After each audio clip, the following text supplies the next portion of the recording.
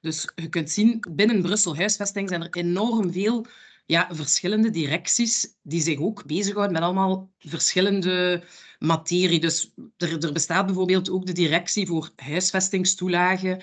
Dan is er de directie inspectie, die dan ook bijvoorbeeld bij huisjesmelkerij of bij problemen in de woonst. Dus ik ga je direct dan ook nog de link geven naar onze website, om dat misschien een keer rustig allemaal door te nemen. En wij zitten dus hier. En wij hebben eigenlijk 3 missies, laten we zeggen. Dus alle informatie rond de materie huisvesting binnen het Brussels hoofdstedelijk gewest. Dus centraliseren. Dan de mensen die ons contacteren, dus dat kan eender wie zijn. Hè. Dus dat zijn burgers, dat zijn ook mensen zoals jullie, sociale assistenten, OCMW, die mogen ons contacteren. En wij geven dan, laten we zeggen, de eerste lijnsinformatie. Maar het gebeurt natuurlijk ook dat er mensen ons contacteren, dat wij natuurlijk een vraag krijgen waar dat wij zelf niet op kunnen antwoorden, omdat wij daar niet competent in zijn. En dan sturen wij eigenlijk door naar de gepaste dienst. Dus dat kan bijvoorbeeld zijn juridische informatie of bijvoorbeeld mensen die op zoek zijn naar een sociale woonst. Ja, wij zijn daar niet competent in, maar we sturen dan wel door. Daar ga ik iets rapper over gaan, omdat dat nadien komt dat nog terug. Dus dat zijn onze verschillende taken waar dan we mee bezig zijn. Wij beheren momenteel 2 websites en het is eigenlijk deze link. Ik denk ook dat dat voor jullie heel interessant is, omdat er daar echt alle soorten informatie op te vinden is. Dus ook onder andere wat dan wij allemaal doen. Maar zoals u ziet, hier ook verschillende linken naar andere organisaties. Dus zeker de moeite waard om daar eens naar door te klikken. En dan loyer.brussels, daarop kan u eigenlijk gaan om de referentiehuurprijs terug te vinden. Dus als u daar de gegevens ingeeft van de woonst die u huurt of die u verhuurt, dan vindt u de referentiehuurprijs terug, die nu ondertussen ook verplicht is om te vermelden in de huurcontracten. Wij doen ook de permanenties. Vroeger hadden wij een loket, maar met COVID is dat ook allemaal een beetje veranderd. Heel veel gedigitaliseerd. En u kan ons nu ook dus per telefoon bereiken. Maandag, woensdag en vrijdag tussen 9 en 12. En ook per e-mail. Dus dat zijn 2 verschillende e-mailadressen, maar ze worden alle 2 beheerd door het Wooninformatiecentrum. En daar krijgen wij eigenlijk heel veel vragen binnen. Dus ook van allerlei instanties, maar vooral van burgers toch wel. We zijn nu ook bezig. Beneden bij ons in de tower is er een onthaal. En we zitten ook in een project om dat eigenlijk iets globaler te maken voor eigenlijk heel alle diensten binnen het Brussels gewest. Maar dat is misschien van iets minder belang voor jullie dan, denk ik. Ja, dat is ook wel belangrijk, denk ik. Verschillende publicaties ook die we gedaan hebben. Dus folders ook allemaal opnieuw terug te vinden op onze website. Ook een belangrijk topic, denk ik. Maar daar ga ik misschien eventjes het woord voor geven aan Julie. Dus het documentatiecentrum, omdat zij daar eigenlijk de verantwoordelijke persoon voor is. Donc, le centre d'information... excusez-moi. Voilà. Le centre de documentation est un service interne, en fait, qui vise à rassembler les connaissances sur le logement et sur le droit au logement en région bruxelloise et ailleurs. Et c'est un service qui peut éventuellement être accessible par des chercheurs universitaires ou d'autres agents régionaux qui seraient intéressés pour accéder à nos ressources. Et ça, Julie, je te laisse aussi la parole. Oui, et donc au centre d'information sur le logement, on s'occupe actuellement du secrétariat du conseil consultatif du logement. Donc ça, c'est une mission de laquelle je m'occupe avec ma collègue Rislaine, qui est également présente aujourd'hui. Donc en fait, le conseil consultatif a un rôle de consultation, comme son nom l'indique, sur les projets d'ordonnance et d'arrêtés qui concernent le logement et la rénovation urbaine en région bruxelloise. Et donc, ces projets sont analysés, débattus par les membres du conseil qui représentent en fait le secteur du logement tant du côté des propriétaires que des personnes qui aident les locataires dans leur vie quotidienne. Voilà. Voilà. Dus dat is een beetje globaal. Het is redelijk kort, maar de belangrijkste info, laten we zeggen, van ons wooninformatiecentrum. Maar zoals reeds vermeld, dus binnen Brussel Huisvesting is natuurlijk veel breder dan dat. Maar wij zijn eigenlijk, laten we zeggen, zo de eerste ingangspoort. En wij krijgen dan, om een voorbeeld te geven, bijvoorbeeld een burger die ons opbelt en die zegt, ja, wij hebben problemen binnen onze woning. Er is bijvoorbeeld schimmel of we hebben geen verwarming. Wat kunnen we doen? En dan natuurlijk begint onze zoektocht eigenlijk een beetje van ofwel zeggen we, ja, u kan een klacht indienen bij de huisvestingsinspectie, bij ons. En dan gaat dat natuurlijk naar die dienst. Dus zij gaan dan contact opnemen met die mensen, ze gaan ter plaatse gaan, ze gaan een constat opstellen. Maar dan kunnen we ook bijvoorbeeld zeggen van, als die mensen verhuizen naar een geschikte woning, dan kan er ook een herhuisvestingspremie worden aangevraagd, maar ook in bepaalde gevallen. Dus het is eigenlijk heel wijd binnen Brussel Huisvesting. Dus het is ook heel moeilijk om bijvoorbeeld nu in 1 uur tijd alles uit te leggen, omdat zodanig veel is. Dus wij zeggen dikwijls van zeker kijken op de website en daar kijken van wat we allemaal doen. En misschien nadien, als je zegt van oké, er zijn extra vragen of zo, ook niet aarzelen om uiteindelijk contact of zo met ons op te nemen, uiteraard. Ik zit te denken, misschien dat ik ook even de website zelf kan tonen. Wacht hoor, ik ga dat ook even delen. Voilà. Zien jullie het scherm? Oui. Ja. Dus ja, zoals u ziet, hè, dus hier zijn er de verschillende hoofdcategorieën, laat maar zeggen. Maar het belangrijkste, het belangrijkste, alles is belangrijk, maar waar wij heel veel vragen over krijgen, is bijvoorbeeld de toelages.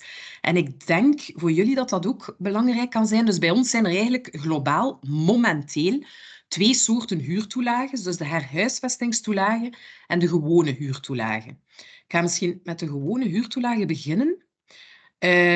Dus zoals u ziet, dat is een financiële steun. Die wordt aangeboden in bepaalde gevallen voor mensen die eigenlijk wachten op de toewijzing van een sociale woning. Maar het is niet voldoende om gewoon op de wachtlijst te staan. Er zijn wel meerdere voorwaarden aan verbonden. Dus de eerste voorwaarde op de wachtlijst staan, maar dan wordt er eigenlijk gekeken naar de voorkeurrechten. Dus zo de fameuze punten die worden gecumuleerd naar gelang situatie. En hier in de kader kan je bijvoorbeeld zien een eenoudergezin die heeft eigenlijk 2 punten nodig en mag niet meer verdienen dan dit bedrag jaarlijks. Andere gezinnen, dus dat wil zeggen alleenstaande gezinnen of mensen die koppel vormen met meerdere kinderen, die moeten 6 punten hebben. En zoals hier in het kader staat, is er een verschillende drempel voor het jaarinkomen. En dan bijkomende voorwaarden hier, dat ze natuurlijk geen eigenaar al mogen zijn van een onroerend goed, mag niet gecumuleerd worden met andere steunmaatregelen. En hier opnieuw vinden wij vrij logisch natuurlijk dat de woonst in het Brussels hoofdstedelijk gewest is, dat er gedomicileerd is, hoofdverblijfplaats en, belangrijk, niet door een sociaal verhuurkantoor of een openbare vastgoedmaatschappij. Woning behoort niet aan bloed- of aanverwant en de huurprijs is niet gesocialiseerd. En dan verder op de pagina kan u zien de bedragen. Het is ook maximum voor 5 jaar. Mogelijk een verlenging na 5 jaar, maar dat moet dan bekeken worden met de dienst. En dan ook de manier waarop dat die aanvraag kan verstuurd worden. En dan ga ik even nog die andere huurtoelage kort uitleggen. Want dat had ik al daarnet even aangehaald. Dus dat is eigenlijk een herhuisvestingstoelage voor personen met een relatief laag inkomen. Die veranderen van woning omdat ze dus ongeschikt is. Nu, ongeschikt, dat kan verschillende zaken zijn. Hè. Dat kan overbevolking zijn, dus met veel te veel mensen op een te kleine oppervlakte wonen. Niet aangepast aan mensen bijvoorbeeld met een beperkte mobiliteit, die bijvoorbeeld een fysieke invaliditeit hebben, die op het 5e verdiep wonen zonder lift. Dus dat kan ook gelden. En een tweede geval is mensen die dus uit een thuisloze situatie komen, dus sans-abrisme. En die herhuisvestingstoelage, dat bestaat uit 2 delen. Dus dat is eenmaal een bedrag voor de verhuizing en eenmaal... dus dat is eenmaal en dan is er de huurtoelage die eigenlijk continu dan loopt. Maar belangrijk om te weten hierbij is dat er hier opnieuw dus voorwaarden zijn. Dus ik ga dat niet allemaal overlopen, maar dat zijn er redelijk veel. Maar dat is wel misschien de moeite om dat toch eens te bekijken op jullie gemak. Er is ook bijvoorbeeld maar een bepaalde periode waarin dat kan aangevraagd worden. Dus dat moet binnen de 3 maanden zijn na de verhuizing. En dat kan ook niet aangevraagd worden voor de verhuizing. Dus er moet wel al een nieuw huurcontract getekend zijn.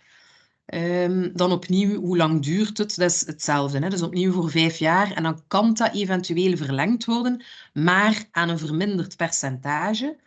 En dan vindt u hier ook alle documenten benodigd voor die aanvraag te doen. Dan een ander iets dat ook regelmatig bij ons terugkomt, is bijvoorbeeld zaken rond discriminatie en onbewoonbaarheid. En dat is dan inderdaad bij de dienst, gewestelijke directie, inspectie. Hier vindt u dan de contactgegevens en die hebben ook permanenties en die zijn ook per e-mail te bereiken. En de huurtoelages die worden dan aangevraagd bij de dienst, dat noemt nu nog DALI, ADIL. Dus ik vermoed dat dat zo'n beetje de belangrijkste of de zaken die het meest voorkomen bij ons, maar er zijn dus nog heel veel zaken, hè, zoals leegstaande woningen. Het is nu ook een nieuwe ordonnantie rond rookmelding. Dat is ook belangrijk voor de OCMW's. Dus er is misschien heeft u daar al iets over gehoord. Dus er is een nieuwe invoering van het algemeen wintermoratorium. Dus dat de uithuiszettingen verboden zijn eigenlijk vanaf 1 november tot 15 maart. En stel nu dat de huurder niet betaalt, dan is er ook in bepaalde gevallen een mogelijkheid voor de eigenaar om een vergoedingsaanvraag in te dienen voor de maanden dat de huurder niet betaald heeft. Zo, dus ik denk dat dat een beetje, als mijn collega's willen aanvullen, heb ik plezier. Hè? Ghislaine, Julie. Ah, Lucas, je vois que Lucas est arrivé aussi. Oui, désolé pour mon retard, il y avait une urgence avec Dirk. Et je suis là. Donc, j'ai juste, Lucas, pour que tu aies un peu... donc, j'ai présenté un peu... on a présenté un peu le site, Julie et Ghislaine aussi. Et j'ai parcouru un petit peu le site web. Je pense avec les thèmes qui sont le plus récurrents chez nous. Mais comme je disais, justement, donc, Ghislaine, Julie, si vous voulez rajouter, allez-y. Hein. Je pensais peut-être que si les personnes invitées avaient des questions spécifiques par rapport à des choses qui les intéressent plus spécifiquement, peut-être c'est les aides au loyer, peut-être c'est nos permanences. Comme ça, on peut donner plus de détails sur ce qui les intéresse, en fait. En ook de uurindexatie. Ah oui, effectivement. Een grote onderwerp. Oui. Mais tu peux l'expliquer aussi, Lucas, si tu veux, en français, parce que c'est un groupe mixte. D'accord. Sur spécifiquement l'indexation des loyers? Oui, si tu veux, parce que ça, j'ai pas parlé de ça, effectivement. En effet, alors l'indexation des loyers, et on le voit dans les statistiques de consultation de notre site internet, c'est pour le moment un sujet très important pour les citoyens. Il faut savoir que le calcul de l'indexation du loyer, c'était entièrement au niveau fédéral. D'ailleurs, il existe sur Stadbel un calculateur de loyer, mais en 2022, les régions ont commencé à créer des réglementations avec des particularités d'une région à l'autre. C'était notamment pour protéger un petit peu les locataires qui devaient déjà payer leur énergie plus cher. Et si en plus de ça, le loyer était indexé, voilà, c'était un petit peu une double peine pour eux. Donc, en octobre 2022, il y a eu de nouvelles règles et ça c'est la base de tout, pour pouvoir indexer un loyer à Bruxelles en tout cas, hein. Attention, moi je parle pour la région de Bruxelles-Capitale. Dans les autres régions, c'est peut-être différent. Il faut que le bailleur, il ait de toute façon communiqué un certificat PEB au locataire, un certificat PEB valable. Et si le certificat PEB n'est plus valable au moment de demander l'indexation, il doit refaire un nouveau certificat PEB et recommuniquer une version valable du certificat PEB. euh, donc avec la visite d'un certificateur et un certificat qui est délivré par Bruxelles Environnement. Ça, c'est la première condition, avoir communiqué un certificat PEB à son locataire, et en plus, il doit avoir enregistré le contrat de bail. Euh, pour le moment, c'est une démarche qui se fait encore au niveau fédéral, par exemple en se connectant avec sa carte d'identité sur le site internet MyMinFin. On peut le faire par là. Donc deux obligations dans tous les cas pour pouvoir indexer le loyer. Je vais parler du présent maintenant parce qu'il y a eu des mesures temporaires entre octobre 2022 et octobre 2023, mais ce n'est déjà plus d'actualité. Donc actuellement, pour pouvoir indexer le loyer, il faut être en ordre avec les deux obligations légales dont je vous ai parlé. Et il faut évidemment, mais ça n'a pas changé, il faut avoir atteint la date anniversaire de son contrat de bail, que le contrat de bail soit enregistré. Et que le certificat PEB soit avec la valeur A, B, C ou D. Là, dans ce cas-là, on peut indexer en utilisant la formule de calcul classique, habituelle. Donc, on pourrait même renvoyer les gens au calculateur qui existe encore au niveau fédéral, StatBel. Mais vous verrez qu'on a développé, comme la Flandre l'a fait également, hein, on a développé un outil Excel pour ne plus spécialement devoir renvoyer au calculateur fédéral. Parce que quand, et c'est là la spécificité, quand la valeur du certificat PEB est E, F ou G, et que le contrat de bail a commencé avant le 1er octobre 2022, alors là, il faut encore multiplier le résultat de l'indexation par un facteur de correction. Exactement en fait comme en Flandre. C'est exactement la même chose qu'en Flandre, si ce n'est que peut-être les valeurs du certificat PEB ne sont pas les mêmes, mais en tout cas c'est la même logique de devoir appliquer un facteur de correction pour les logements les plus énergivores. Voilà. Et je pense qu'en Flandre, ce n'est pas non plus obligatoire d'avoir enregistré le contrat de bail pour pouvoir demander l'indexation. Ça, c'est une spécificité à Bruxelles. Donc, dans ce contexte, parce que c'est un peu complexe, il faut l'admettre, la région de Bruxelles-Capitale a mis en place un calculateur sous forme d'un fichier Excel euh, qui se veut un petit peu plus, on va dire, pédagogique que le calculateur fédéral, puisque le calculateur fédéral, c'est uniquement le calcul, et c'est tout. Ici, l'objectif de mes collègues, c'était aussi on va dire, d'éduquer un petit peu le citoyen en posant les bonnes questions, savoir si le contrat de bail avait bien été enregistré, si le certificat PEB avait été transmis au locataire, et même, ben, vous voyez, sur la dernière ligne, là, je vois que mes collègues partagent leur écran, à la ligne 25 du fichier Excel, il y a une petite phrase qui précise, ben, dans ce cas-là, si votre logement si le certificat PEB pour votre logement avait une bonne valeur, donc A, B, C ou D, bah, annuellement, vous pourriez, grâce au loyer payé par votre locataire, recevoir 513 € de plus, quoi. Donc, c'est un petit incitant pour encourager les gens à rénover leur logement. Voilà. Et donc là, on explique quel est le résultat du montant, de l'indexation. Et dans ce cas-ci, comme le contrat de bail a commencé avant le 1er octobre 2022, que le certificat PEB a une valeur E, eh bien, il y a un facteur de correction qui s'applique et qu'on voit ici, qui est de 0,9519509. Donc, voilà, le calculateur détermine vraiment le loyer indexé avec application du facteur de correction, ce que ne fait pas le calculateur fédéral. Et ça, c'est un problème puisqu'évidemment, maintenant, à Bruxelles, il y a des règles spécifiques à Bruxelles, donc c'est important d'en tenir compte.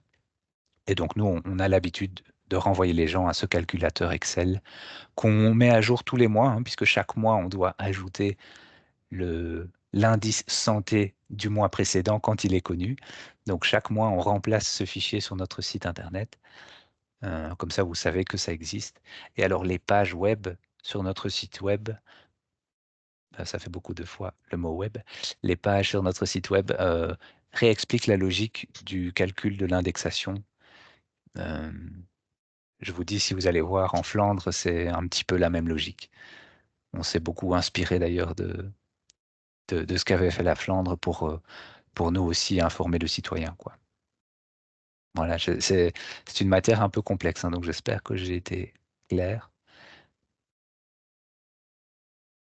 Donc voilà, il y a une page consacrée à l'indexation sur notre site web, c'est logement.brussels/indexation, et équivalent en néerlandais, bien sûr.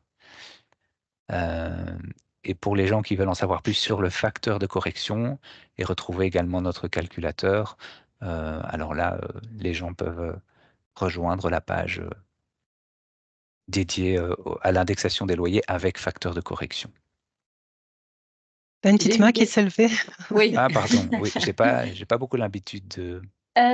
Oui, j'avais une question pour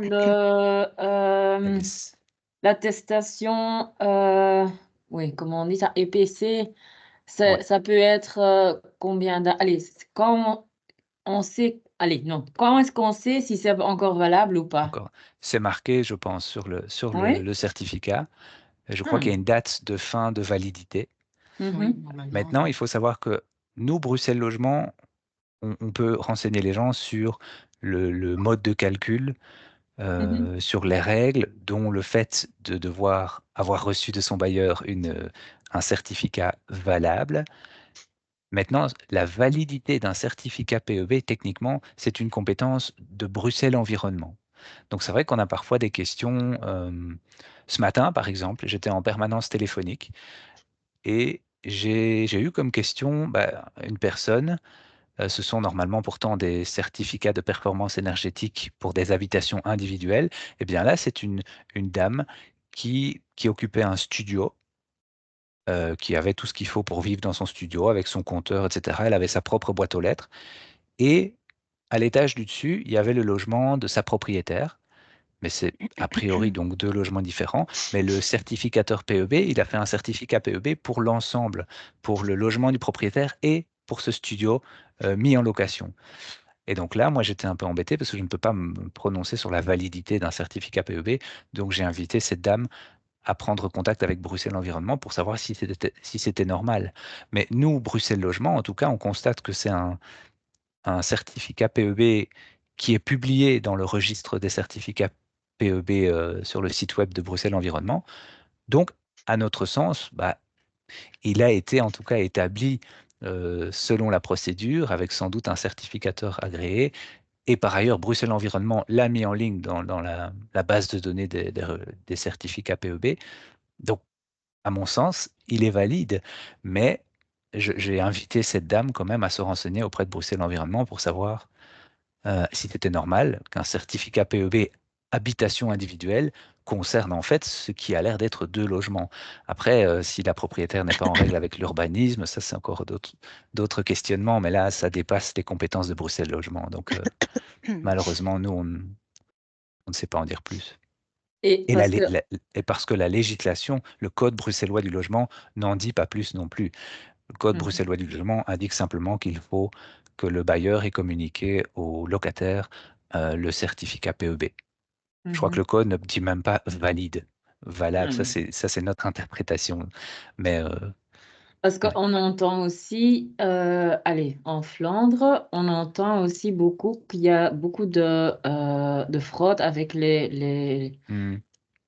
Comment on Certificat. peut savoir, allez, avec les certificats, parce que hein, si on paye un peu plus, allez, on a une fois fait un test, c'était sur les chaînes néerlandophones, et Oui. là, on a vraiment vu que ça dépend, c'est qui vient, allez, mais Quel comment on peut... certificateur? Oui, mais Il y a- comment on peut savoir, par exemple, si on connaît la maison et on a quand même des doutes que c'est pas correct, c'est chez En tant que Bruxelles locataire. Environnement qu'on doit...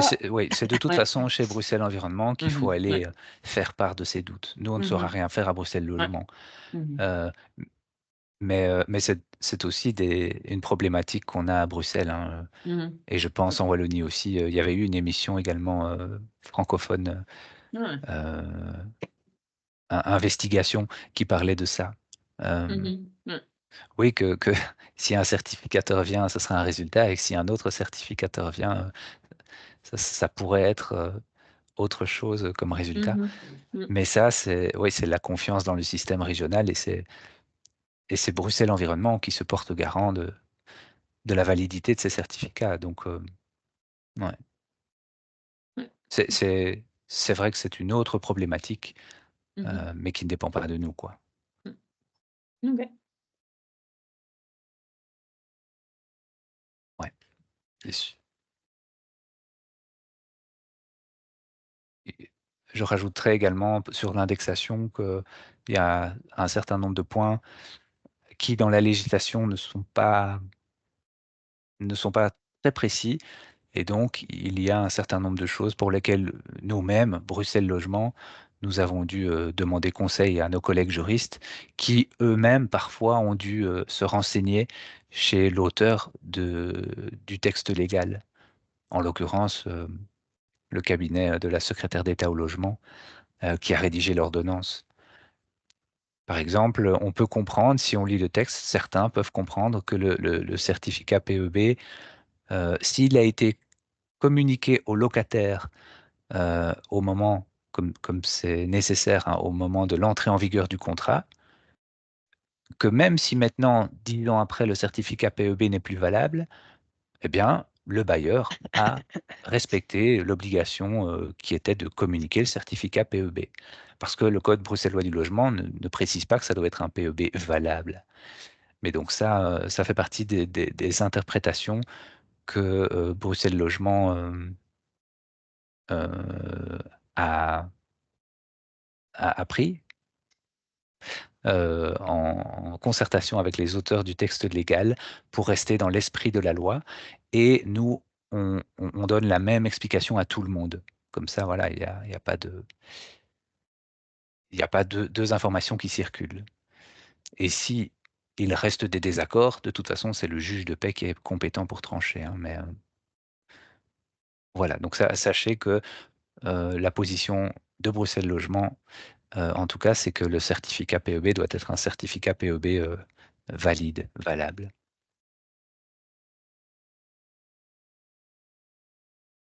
Sinon, il faut en refaire un. C'est aussi la logique d'encourager les gens à rénover leur logement, puisque c'est notamment aussi une stratégie de gouvernement bruxellois, c'est d'améliorer la performance énergétique des bâtiments à Bruxelles. Donc, comme je disais, c'est l'esprit de la loi, quoi. Mm. Est-ce qu'il y a d'autres questions encore?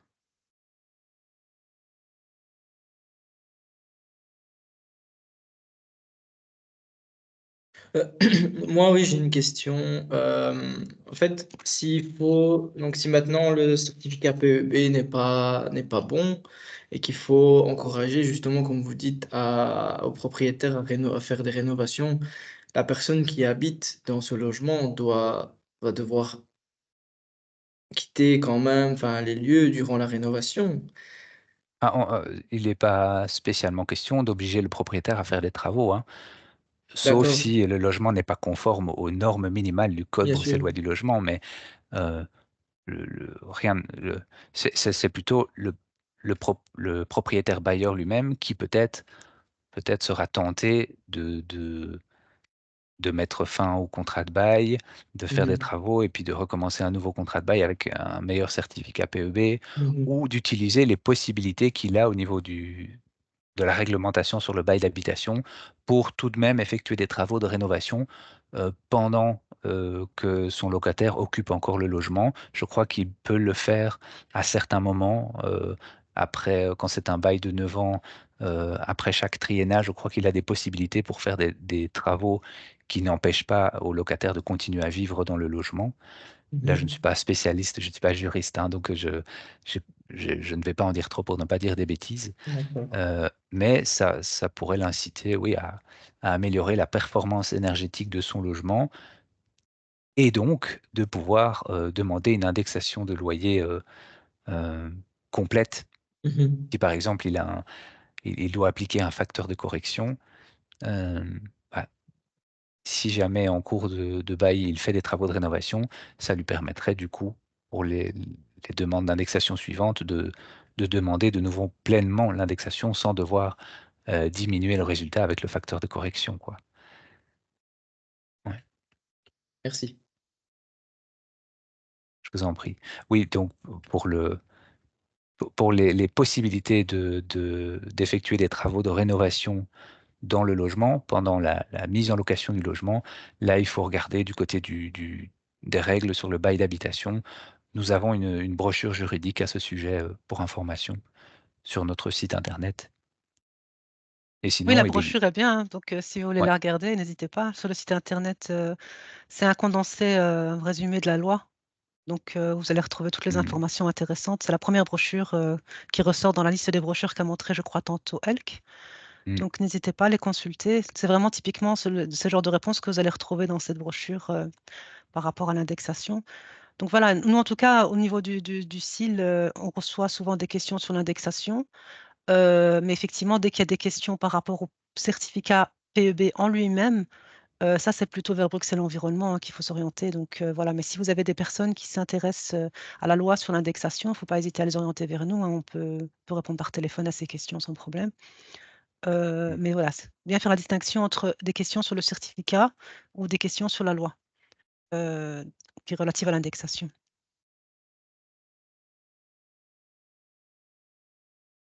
En sachant aussi on ne va normalement pas calculer à la place des gens. On va leur expliquer la formule. Euh, Ça m'est arrivé, j'avoue, une fois ou l'autre d'aider une personne âgée qui n'avait pas du tout accès à Internet, qui ne parvenait plus correctement à calculer, de lui donner le résultat en utilisant moi-même le calculateur. Mais normalement, ce n'est pas quelque chose que nous on fait. Euh, nous nous n'avons pas un rôle d'aider les gens du point de vue d'un assistant social, par exemple. On- L'objectif pour nous, on n'a pas la possibilité de le faire, d'accompagner les gens dans leur démarche.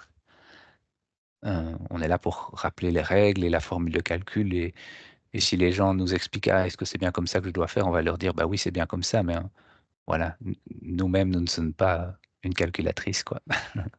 Pour ça, il y a en fait l'outil qu'on a mis à disposition, il y a le fichier Excel. D'où le fait que la personne âgée que j'avais eue en ligne n'avait pas accès à cet outil, donc je l'avais aidé, mais voilà, normalement. Mais, mais justement, comme il y a beaucoup d'assistants sociaux aujourd'hui dans la salle, voilà, vous avez vu les Ouais. outils, hein. Donc franchement, si vous avez des personnes que vous voyez en vis-à-vis, ils sont assez simples d'utilisation pour la plupart des gens. C'est juste que bon, parfois, il y a des gens voilà, qui ne savent pas bien voir, qui ont besoin d'un petit coup de main. Là, c'est typiquement les outils que vous pouvez éventuellement leur montrer, quoi.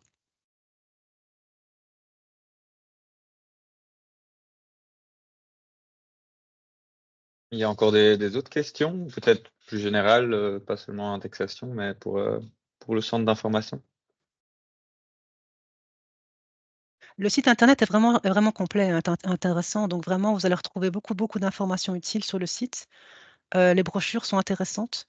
Si vous voulez les montrer à vos usagers, n'hésitez pas. Euh, comme on l'a dit, nous communiquer notre numéro de téléphone s'ils ont des questions générales sur le logement, générales sur l'indexation. Et alors, voilà, normalement, l'indexation, on peut bien sûr donner des explications par téléphone, mais vraiment, tous les outils sont en ligne, c'est très facile d'utilisation. Pour ce qui est des allocations, elle a expliqué tantôt les 2 allocations qui sont actuellement gérées par Bruxelles Logement. Si vous avez des questions par rapport aux allocations, n'hésitez pas, parce qu'on s'y connaît un petit peu ici, mais concrètement, effectivement, c'est nos collègues de la direction allocation loyer qui s'occupent de cette matière. De nouveau, tous les documents utiles pour faire des demandes pour ces aides sont sur le site. Donc, les gens n'ont pas forcément besoin de se déplacer, ils peuvent tout récupérer sur le site, que ce soit les formulaires de demande ou la documentation explicative. Donc, le site est assez bien fourni, franchement, n'hésitez pas à le consulter. Pour l'inspection, de nouveau, ils ont plusieurs pages internet qui expliquent comment faire une plainte, etc., les conséquences. Et de toute manière, ils ont aussi un numéro de téléphone via lequel ils sont joignables pour toute personne qui est intéressée. Donc, les gens peuvent téléphoner à l'inspection du logement pour leur poser leurs éventuelles questions. J'ai quand même encore une question parce que c'est pas toujours, vous dites hein, que c'est facile à vous joindre, mais c'est pas si facile. Ça Ça dépend dépend quel à quelle service question, peut-être. Mais c'est surtout pour les primes ou pour l'inspection aussi. C'est pas si facile parce que maintenant, si j'ai bien compris, il n'y a plus de permanence sur place. Hein. Pour le moment, non. Il y a un accueil avec des stewards qui peuvent aider les gens à introduire une plainte. Les gens peuvent toujours venir sur place pour déposer les documents et ils reçoivent un accusé de réception. Ouais. Mais pour ce qui est de l'information générale, là, en effet, ils sont renvoyés vers le numéro de téléphone gratuit Ouais. quand le steward ne peut pas directement renseigner. Pour ce qui est purement du transactionnel et du dépôt de documents ou voilà. Parce qu'avec la DIRL, on peut prendre rendez-vous encore. Hein. Donc, la direction d'inspection, eux, ils travaillent sur rendez-vous. Ouais. Parce que, quelle est la différence alors entre ça et, par exemple, allez, moi, je travaille surtout à Anderlecht, donc le service d'hygiène d'Anderlecht, parce que eux aussi, ils vont sur place, ils font aussi des attestations, hein, comme quoi c'est plus habitable ou des trucs comme ça. Mais c'est à peu près la même chose, hein, non? Ou pas? Alors, Pas tout à fait, parce qu'en réalité, l'administration met des amendes administratives et peut interdire la mise en location d'un logement. Alors qu'il me semble qu'au niveau communal, le bourgmestre peut interdire l'occupation d'un logement pour des raisons de sécurité publique et également mettre des amendes. Mais c'est vrai que ce sont des systèmes qui sont assez similaires, mais c'est pas tout à fait la même chose non plus. Mais donc, si on veut demander, par exemple, une prime de loyer, j'ai une cliente qui habite à Anderlecht, elle va maintenant déménager dans un logement beaucoup plus grand. Allez, et, le service hygiène, il est venu, il a vu l'appartement à Anderlecht, c'était vraiment pas bien pour elle et ses 5 enfants. Maintenant, elle a déménagé. Mais donc, alors elle a quand même encore besoin que la direction, allez, l'inspection de Bruxelles vient alors, oui ou Non. non? Ah Non. non. Pourquoi il reviendrait? En fait, c'est ça la question. Parce que quand on contacte la DIR, l'inspection du logement, c'est qu'on souhaite que le bailleur, le propriétaire fasse les travaux dans le logement. C'est ça l'objectif. Ouais, Donc, ouais. il est inutile de contacter 2 fois 2 Ouais. services différents si le propriétaire a bien reçu le message, qu'il a bien compris qu'il doit faire son job Ouais. de mettre le logement aux normes. Ok. C'est bon. Par contre, je vais peut-être faire un complément par rapport à ça. Je vais faire un petit partage d'écran. Donc, par rapport à l'allocation de relogement, parmi les documents qu'on demande aux citoyens de remettre, on a le formulaire d'introduction. Vous voyez, ici, le demandeur devra le compléter et fournir toute une série d'informations. On va également lui demander les raisons de la demande d'allocation. Quelle est la raison réglementaire sur laquelle il se base pour pouvoir introduire cette demande. Et là, en réalité, il y a plusieurs possibilités pour le demandeur. Il peut soit avoir un arrêté d'inhabitabilité ou de surpeuplement ou un arrêté d'expropriation ou un rapport ici plus bas de l'inspection du logement. Donc, en fait, ce sont tous des documents qui peuvent venir appuyer la demande. Et dans le cas du bénéficiaire dont vous parliez, hein, Else, la personne a déjà, comment dirais-je, un papier de la commune attestant de l'insalubrité de l'ancien logement. Il ne doit pas Ouais. fournir tous les autres documents. Mhm. C'est un document, par Ah. contre, qui va venir renforcer sa candidature. Parce Mhm. que, pour vous donner un petit peu une idée, les collègues qui s'occupent d'attribuer les allocations vont venir visiter les logements, l'ancien logement et le nouveau logement, surtout si le citoyen dit que le logement était insalubre. Mais maintenant, si la commune, service hygiène, service population, ou alors la DIRL est passée et a établi un rapport qui démontre clairement l'insalubrité, là, il n'y a pas besoin de faire cette visite. Ah ouais. Mhm. Vous voyez? Ouais. Mais donc, c'est une liste de documents. Il faut comprendre où entre chaque document et pas et. Donc, un seul des documents Ouais. peut venir appuyer et suffit, quoi. Mhm.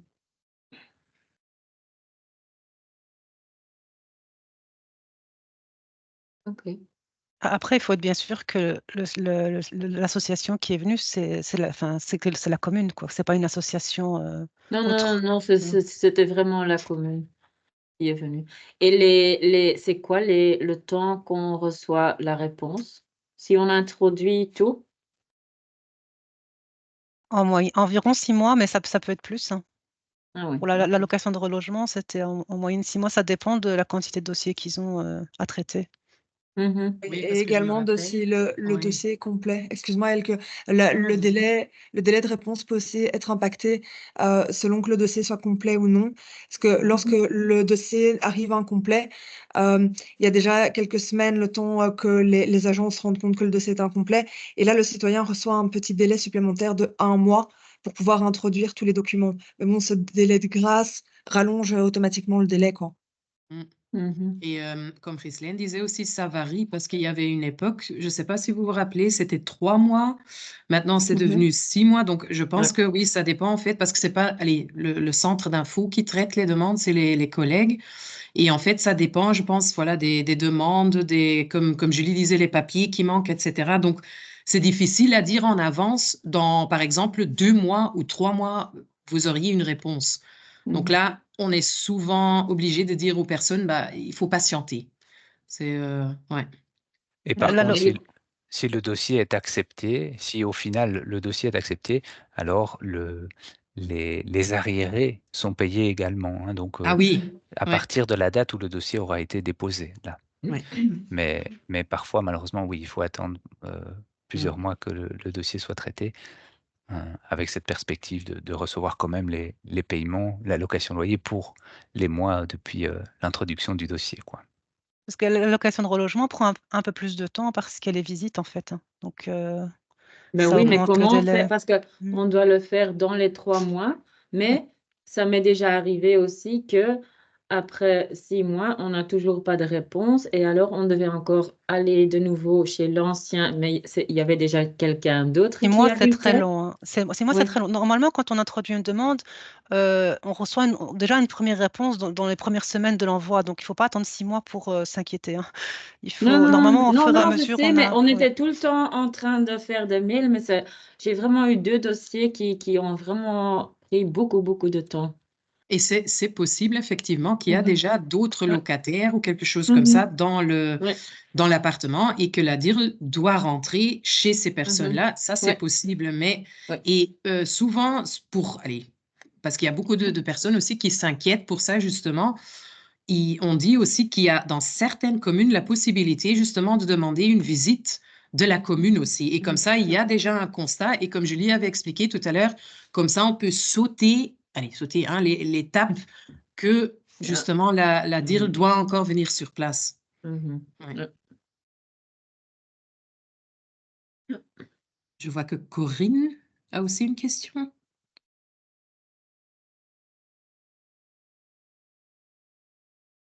Je ne sais pas, en tout cas, son micro est éteint, donc peut-être que C'est Oui, pour je ça vois qu'on la n'entend main. pas. Oui, voilà, Ah, pardon, quand je même. trouvais plus le micro.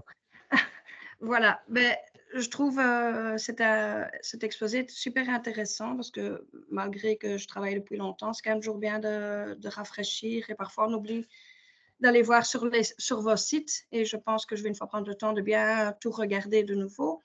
Mais ici, au service social, chez nous à Scarbeck, ce qu'on a beaucoup, c'est des gens qui veulent faire une demande de logement social.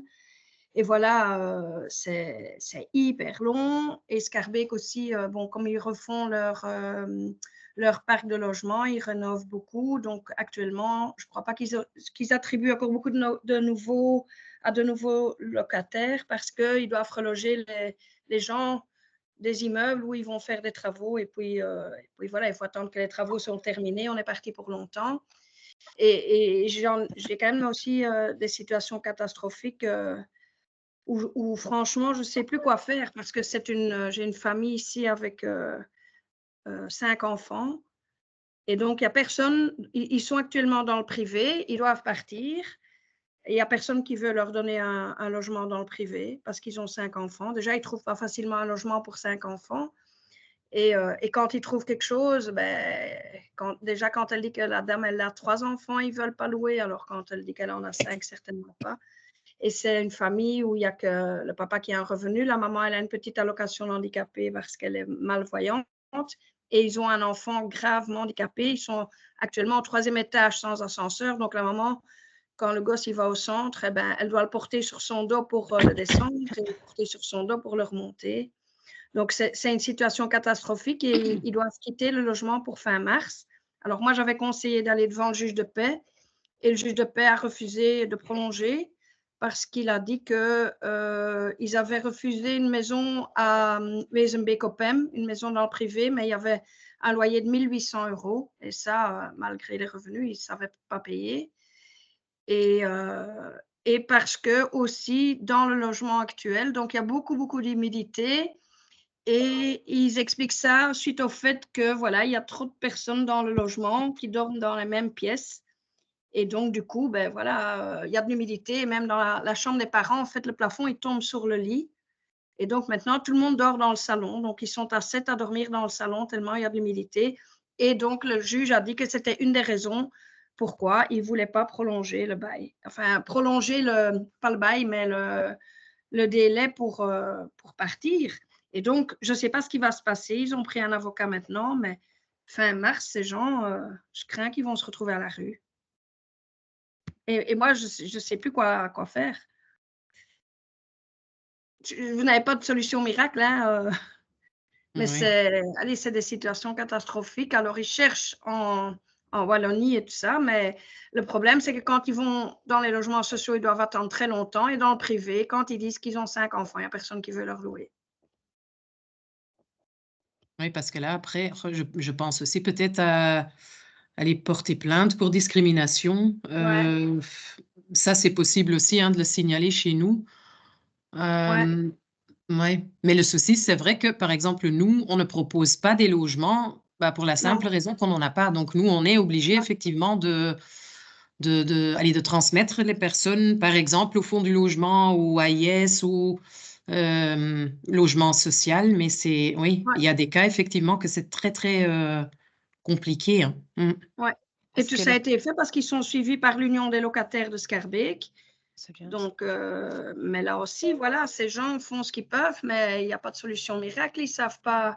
Et même un logement social, même si on voulait en débloquer un, il doit être grand parce que c'est pour 7 personnes, dont un enfant en chaise roulante, donc ça doit quasiment être un rez-de-chaussée ou avec un ascenseur, mais même parfois avec des ascenseurs, quand ils sont plus en panne qu'autre chose, ben, ils ne sont pas aidés non plus. Ouais. Ouais. Mais oui, peut-être porter plainte si jamais ils ont encore des logements dans le privé où on ne veut pas leur louer. Mais comment on prouve qu'il y a discrimination? Parce que c'est la parole de l'un contre la parole de l'autre, évidemment. Ils peuvent le signaler quand même. Hein. Oui, et Ouais. je pense, si je ne me trompe pas, qu'il y a aussi des tests par la suite qu'ils font, non? Qui, Je pense qu'ils quand il y a peuvent Ah par oui, exemple, signaler oui, et après, c'est eux qui vérifient, mais je vérifie quand oui, même. oui, oui. Mais c'est bien quand même de le signaler parce que ça sont des choses, oui, C'est Ok. interdit de toute façon. Donc, Ouais. si vous Ouais. arrivez... Oui. Moi, je rejoins mes collègues sur un éventuel dépôt de plainte, mais malheureusement, c'est vrai que le cas que vous nous soumettez est un cas difficile, mais qui peut quand même être assez exemplatif, parce qu'on a de temps à autre des personnes qui sont dans des situations qui nous téléphonent et qui ont un préavis très très court. Et c'est vrai que là, moi, je préfère être transparente. Les solutions sociales et publiques, les délais d'attente sont trop courts. Donc, ça peut valoir la peine de s'inscrire pour une solution à moyen terme ou à long terme. Mais dans ce genre de situation, moi, j'oriente vraiment, j'ai tendance à orienter vraiment vers le marché privé dans les situations d'urgence. Et alors, j'imagine que c'est vous qui avez eu le réflexe d'orienter la citoyenne vers l'Union des locataires de Scarbeck. Ça me permet de rebondir sur le fait que sur notre site web, vous allez également trouver une section AIPL. Donc, ici, c'est l'ensemble, c'est un petit peu un référencement de l'ensemble des acteurs du logement à Bruxelles. Donc, je vais passer assez rapidement. Donc, HomeGrid, là, ça va plutôt être pour les propriétaires, les gens qui veulent faire des rénovations et qui veulent des informations sur les primes. Il y a Urban, Bruxelles Environnement, le réseau Habitat. Le fonds du logement, ça peut être une solution que vous pourriez éventuellement proposer à cette famille également, mais uniquement en termes vu l'urgence, en termes de garantie locative. Donc, il faut savoir que le fonds du logement offre plusieurs services, et vous avez la possibilité pour les personnes qui déménagent de demander de l'aide pour la constitution de la garantie locative. Donc, ça peut être une aide. Donc, vous voyez, Citydev et les communes sont repris également ici. Pour ce qui est de l'offre de logement, mais là, ça va être de l'offre de logement social, vous avez les acteurs publics qui sont repris sous cet onglet. Donc, le logement social à proprement parler, avec malheureusement des temps d'attente dont on a discuté qui sont quand même très conséquents. Vous avez la possibilité également de vous inscrire sur des listes d'attente pour de la location ou de l'acquisition auprès du fonds du logement, auprès de la régie foncière. Et alors, il y a également des solutions de location à tarif social auprès des agences immobilières sociales. Agences immobilières sociales pour les étudiants. Ça peut être intéressant pour ceux d'entre vous qui travaillent dans les écoles. Et alors, certaines communes et CPAS ont une offre de logement, mais parfois également assez réduite. Et alors, ici, vous arrivez dans l'onglet Associations. Et là, ça peut être intéressant de regarder parce que les associations travaillent généralement sur un territoire communal défini. Donc, vous, madame, dans votre cas, vous êtes sur Scarbeck, donc vous l'avez envoyé vers l'Union des locataires. Vous voyez Ouais. qu'il y a deux autres associations qui s'occupent du logement à Scarbeck. Maintenant, on constate aussi qu'il y a une inégalité dans l'offre. Certaines communes n'ont pas du tout d'associations qui s'occupent de logement, d'autres comme Molenbeek en ont plusieurs, d'autres comme Saint-Josse n'en ont qu'une. Mais ça peut être intéressant aussi de se renseigner sur les services qui sont offerts dans ces différentes associations parce que il y en a certaines qui sont vraiment très bien, dont l'Union des locataires à Scarbeck. Et moi, j'aime assez bien conseiller également les compagnons dépanneurs. Ils sont situés à Saint-Gilles, mais par contre opèrent sur tout le territoire bruxellois, donc dans les 19 communes. Et eux ont différents services qui peuvent aider les personnes les plus précarisées. Mais donc là, ça va vraiment des petits travaux au petit dépannage. Ça peut aller au déménagement, donc la possibilité de louer une camionnette, d'obtenir de l'aide pour faire les déménagements et l'apport de meubles pour les personnes qui peuvent pas se procurer des meubles sur leur propre fonds. Donc là, on peut leur proposer des meubles de première nécessité comme des sommiers, des tables, ce genre de choses, quoi. Donc, ça peut aussi être intéressant de regarder un petit peu ce que nos partenaires peuvent proposer. Et alors, également en termes de garantie locative au fond du logement. Ok, merci. Vous avez directement une page explicative sur leur site web. Et avec leur système, j'insiste toujours bien sur le fait que au fond du logement, il y a deux systèmes différents. Donc, il y a un système de prêt, parce que c'est un organisme de crédit, donc ils vont vérifier la solvabilité des personnes. Donc, les personnes qui sont solvables auront accès à un prêt qui couvre tout ou partie de la garantie. Et les personnes qui sont jugées insolvables peuvent quand même bénéficier de l'aide. À ce moment-là, ils basculent sur un fonds mutuel. C'est le fonds du logement qui va payer leur garantie. Et en échange, le bénéficiaire va payer une cotisation mensuelle qui s'élève en moyenne à 10-20 € par mois. Et ces cotisations sont mises de côté. Si à la fin du contrat de bail, le fonds du logement récupère la garantie locative parce qu'il n'y a pas eu de dégâts locatifs ou d'impayés, le bénéficiaire récupère alors la totalité des cotisations qu'il a mis pendant la durée de la location. Et ça lui met un petit bas de laine pour repartir pour la suivante. Et également souligner la possibilité au fonds du logement d'avoir 2 garanties locatives simultanées. Donc, quelqu'un qui aurait déjà bénéficié d'une garantie, mais qui n'a pas encore eu la possibilité de la débloquer au niveau bancaire, peut tout de même aller demander une 2e garantie locative au moment d'un déménagement. Voilà. J'ai aussi encore une question, parce que c'est très bien d'avoir la liste avec toutes les associations, mais est-ce que, comme il y a beaucoup de assistantes sociales ici, est-ce qu'il y a une ou plusieurs organisations qui aident vraiment à chercher? Parce que nous, on reçoit, même ce matin, on a reçu plus que 20 téléphones des gens qui vont être mis dehors, des trucs comme ça, mais il n'y a aucune association qui aide vraiment les gens à chercher un logement, Oui. Je pense qu'elles ne le font pas toutes, mais il me semble qu'il y en a quand même quelques-unes qui le font. Hein, En tout qui? cas, c'est ce Qui moi, c'est disent, ce que qui disent le ouais. faire, en tout cas. Voilà, hein. qui disent Oui, le mais c'est faire. ça. Ouais. Donc, allez, je crois qu'il y a une grosse différence entre... Allez, parce que un union des locataires vont pas aider à chercher, hein. Mais il y a Mais- plusieurs gens qui ne savent pas... Oui, ils savent pas chercher tout seuls parce que soit ils sont discriminés parce qu'ils ont des enfants, soit ils sont discriminés parce qu'ils n'ont pas de revenus, soit ils sont discriminés parce que ils sont d'origine étrangère. Allez, donc c'est vraiment un très, très, très, très grand problème à Bruxelles de trouver, oui, vraiment de l'aide pour chercher des maisons. Ben, je ne savais pas. Moi, je me base sur les informations qu'on voit sur Internet par rapport aux différentes associations. Et dans certaines associations, elles disent qu'elles font pas de l'accompagnement, mais elles marquaient aide à la recherche d'un logement ou des choses de ce style. Donc, je pensais qu'elles le faisaient, quoi. Mais Non. donc, j'entends ça, je me dis, OK, c'est pas rassurant.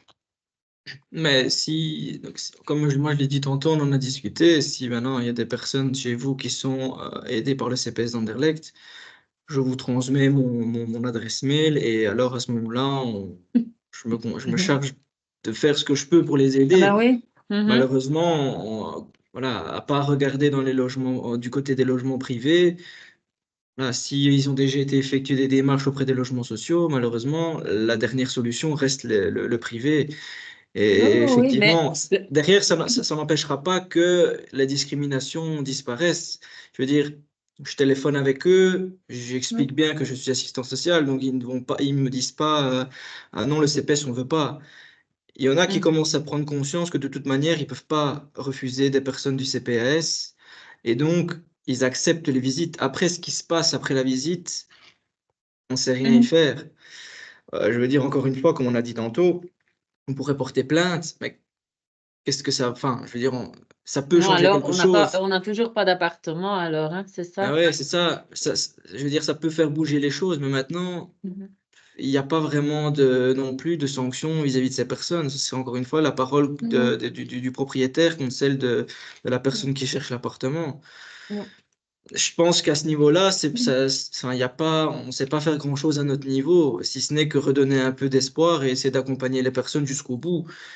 Si ça peut déjà leur permettre de se sentir mieux et d'être encadrés dans ce genre de démarche, qui n'est pas spécialement évident non plus, il faut être clair. Mais voilà, ça reste encore. Le problème reste encore au niveau des propriétaires. Il faut, à ce moment-là, essayer de conscientiser les propriétaires que les personnes à faible revenu ne sont pas forcément des personnes qui ne savent pas payer de logement. Et il y a aussi ce côté où il n'y a pas beaucoup de logements pour toute la population bruxelloise. En tout cas, l'offre n'est pas, est trop, comment je vais dire, la demande de logement est trop forte par rapport à ce qu'il y a de logements disponibles. Donc, voilà, à part agir sur tout ce qui est politique, honnêtement, sans rentrer dans le débat, je vois pas trop comment on pourrait faire changer les choses. Mais au moins les Oui. accompagner, c'est déjà pas mal, quoi. Ah ben oui, mais c'est aussi pour ça, je crois que c'est bien que quand même une très grande organisation qui s'occupe beaucoup allez, tout autour du logement, qui, allez, vous êtes placé plus haut que nous pour peut-être en parler avec, je sais, allez, avec des ministres ou je sais pas quoi, pour C'est fait, hein. il y a quelque chose qui doit venir pour aider les gens à trouver des logements. C'est vraiment, parce que maintenant, qu'est-ce qui arrive? J'ai beaucoup de clients qui payent quelqu'un dans la rue et c'est la personne qui va chercher un appartement. Mais donc, allez, mais c'est absurde. J'ai beaucoup de familles qui sont dans des squats avec leurs enfants, avec des bébés, allez, au SAMU social. C'est très, très, très grave maintenant. Allez, ça fait 19 ans que je travaille, mais maintenant, c'est vraiment le top. Il y a beaucoup, beaucoup de familles qui sont au SAMU maintenant. C'est ça, les personnes sont complètement, voilà, ils ont plus d'autre choix que d'utiliser vraiment toutes les solutions qui s'offrent à eux, et même si c'est des solutions complètement absurdes. Mais voilà, on a déjà fait des réunions avec certaines politiques, on a déjà fait des réunions Oui, avec mais certains. on doit continuer, je crois. Oui, oui, continuer, ça continuera, malheureusement, Oui. jusqu'au moment où ça bougera. Mais là, on est vraiment dans un cercle, enfin, en tout cas, de plus en plus. Il n'y a pas de logement, ni de logement social, ni de logements sociaux, pardon. Pas assez, en tout cas, pour tout le monde. Et je pense de toute manière que les loyers sont vachement trop élevés en termes de privé pour que des personnes à faible revenu puissent pouvoir aller chercher tout ça. Je veux dire, bon, à l'heure actuelle, même des personnes qui travaillent, j'ai envie de dire, ne sont pas spécialement plus à l'aise que certaines personnes comme au CPS ou au chômage mutuel, etc. Enfin, je pense que c'est quelque chose qui touche un peu tout le monde. Et les principaux touchés, en tout cas, ceux qui en souffrent le plus, c'est les personnes à faible revenu. Donc, voilà. Mais oui, il faut continuer à se battre pour ça. Mais voilà. C'est compliqué pour eux d'avoir des garanties aussi pour pouvoir trouver ces logements-là, quoi. Donc, mais à part accompagner les personnes, en tout cas, moi, j'ai pas d'autre solution. Je veux dire, les personnes viennent se plaindre à moi, ils sont en pleurs parce qu'ils ne trouvent rien. Voilà, les soutenir, c'est déjà pas mal, je pense. Et les rediriger vers les assos et les différentes structures adaptées pour peut-être espérer allez, un mieux. Mais est-ce que c'est vraiment suffisant? Je ne sais pas. Honnêtement, je ne sais pas. Mais on continue le travail de toute manière. Il ne faut pas hésiter à renvoyer ces personnes-là vers nous. On fera ce qu'on pourra. Et voilà. T'inquiète, tu vas avoir beaucoup de monde. Mais donc, Pas de si je comprends souci. bien, vous êtes limité à Anderlecht. Donc, en fait, c'est ça le problème, c'est qu'à chaque fois qu'on veut renvoyer chez quelqu'un, on doit chaque fois regarder dans quelle commune il se trouve, parfois même dans quel Oui. quartier il se trouve. Donc, moi, j'ai Oui. vu beaucoup de sites où il y a beaucoup d'associations qui disent qu'ils font de l'accompagnement à la recherche. J'étais vérifié Mhm. tantôt, mais c'est marqué dans leur site. Donc, nous, on ne sait pas suivre à derrière s'ils le font vraiment. J'espère qu'ils le Oui. font, quoi. Et c'est une bonne remarque, Ghislaine, parce que justement, comme vous étiez en train de parler, je regardais aussi, j'étais en train de chercher, et on a aussi sur le serveur, mais c'est plus à jour, hein, mais avant, on avait une liste justement des organisations, mais je vois qu'il y a par exemple Union des locataires, et apparemment, c'est elle, je crois, qui disait qu'ils ne le font pas. Mais c'est quand même marqué sur le site aussi, donc oui, c'est Après, il y a difficile plusieurs unions de à... locataires, il y en a plusieurs, attention. Mais Ouais, c'est allez, ce que Oui, moi j'avais oui, j'en oui, vois vu, ça beaucoup de aussi. gens là-bas, mais Oui. ils sont pas aidés, hein. Allez, Ah oui. ils aident à remplir les formulaires Oui. pour pour S'inscrire, les oui. logements sociaux, Mhm. mais Ah, ok. ils vont pas. Il y a une liste, mais Oui. la liste, c'est tout. Donc eux, ils vont pas.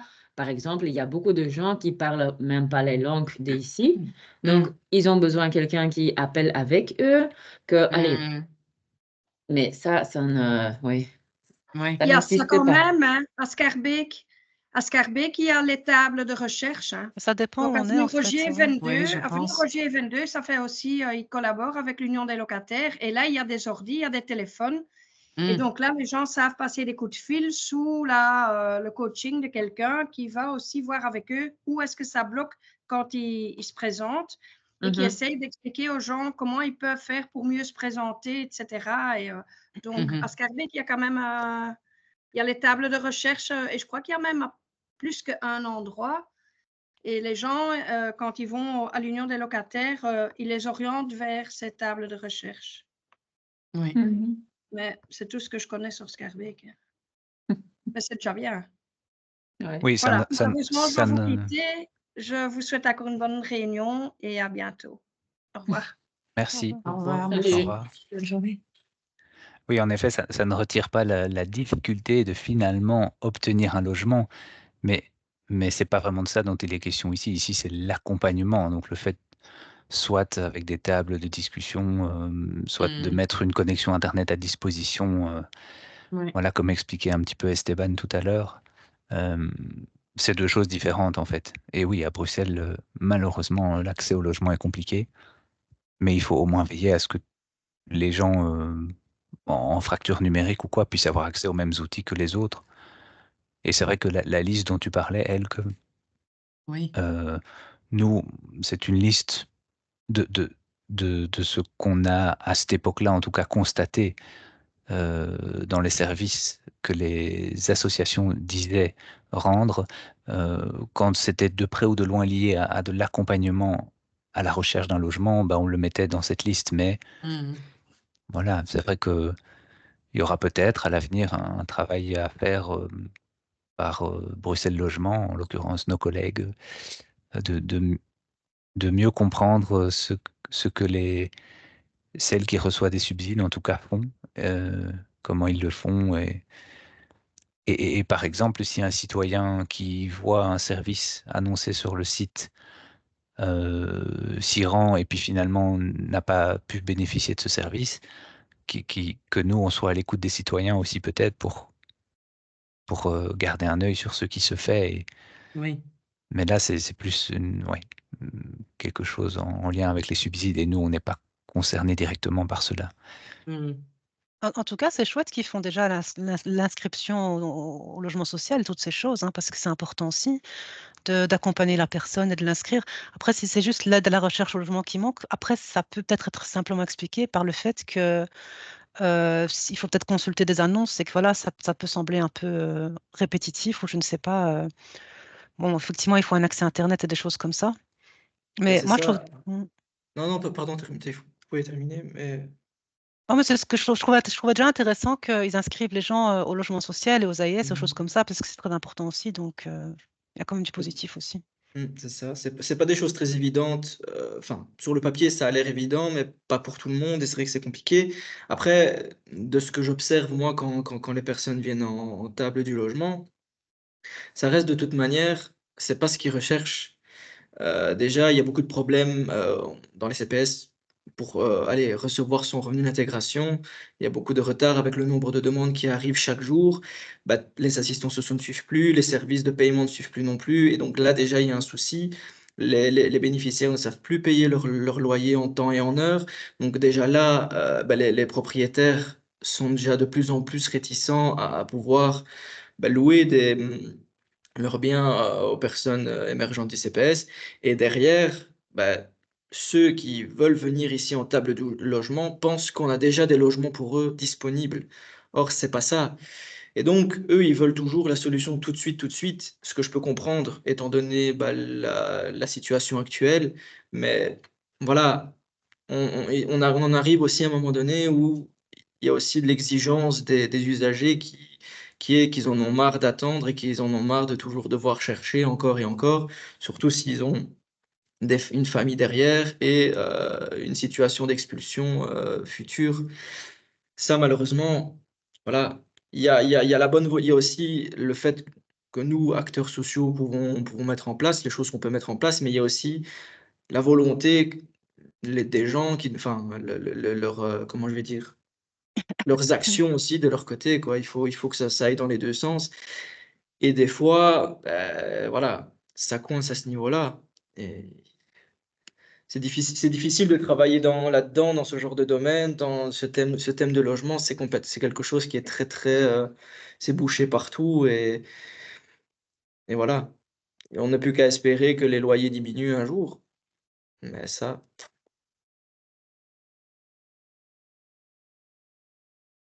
En tout cas, si les gens constatent de la discrimination, il ne faut vraiment pas hésiter à la signaler. Souvent, parfois, il y a des preuves, hein. Donc, par exemple, s'ils voient une annonce qui est pas, voilà, qui est discriminatoire, même si c'est vous qui la voyez, vous pouvez la signaler éventuellement. C'est pas forcément la victime qui peut signaler, c'est tout le monde qui peut signaler en fait.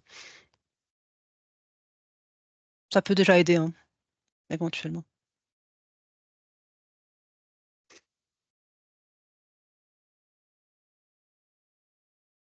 Merci beaucoup. Je ne sais pas s'il y a encore des questions. Non, on peut dépasser le temps, mais tant que ça reste intéressant, on peut continuer. Je sais pas s'il y a encore des autres questions ou si on clôture ici. En tout cas, moi, je le trouvais super intéressant. Et je pense qu'il y a des contacts qui se sont faits qui vont encore durer. Il y a des mails qui vont partir vers Esteban, je pense.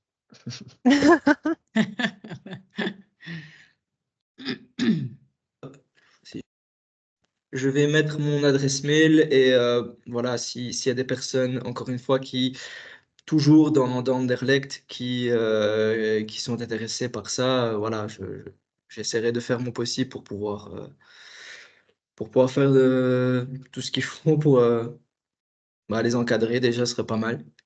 Ok, Donc, voilà. c'est bon, merci. Mais de rien. Ok, mais alors merci à tous. Merci à tous.